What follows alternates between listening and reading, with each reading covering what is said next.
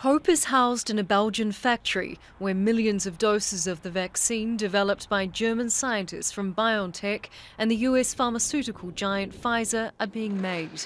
The UK is leading the race to roll out the drug after its independent regulator gave the vaccine emergency approval on Wednesday. The first doses will arrive in Britain within days. We've got the very best people in this country, and we've obviously got the best medical regulators, much better than the French have, much better than the Belgians have, much better than the Americans have. That doesn't surprise me at all because we're a much better country than every single one. While it may be a political win for the UK, US infectious disease expert Dr Anthony Fauci appeared to cast doubt over how British regulators approved it so quickly. You know, I love the Brits. They're great. They're good scientists. But they just took the data from the Pfizer company, and instead of scrutinizing it really, really carefully, they said, okay, let's approve it. That's it. And they went with it. The scientist hastily backtracked, apologising for what he called a misunderstanding. Fauci said he did have great faith in the regulatory community in the UK.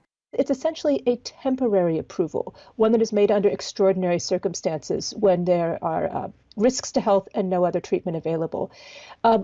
It doesn't mean that the scrutiny is not there. It does not mean that the regulators have not acted safely. But I think what we're seeing right now is a bit of political posturing. The rapid approval had already been politicised by the EU, who called its approach more thorough. We are definitely not in the game of comparing regulators across countries, nor on commenting on claims as to who is better. This is not a football competition. We are talking about the life and the health of people. The World Health Organization has asked British scientists to share their findings. The UN body, which acts as a benchmark for other countries, is eager to approve a vaccine as soon as possible. We need to develop more vaccines.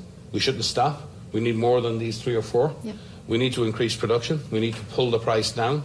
We'd love a 1-dose vaccine because all of the vaccines so far are 2 doses. So the innovation is not finished. We need the research to continue.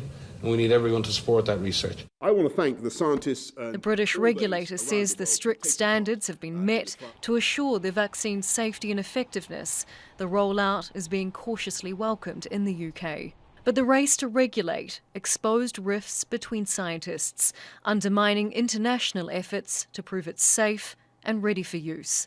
Charlotte Bellis, Al Jazeera.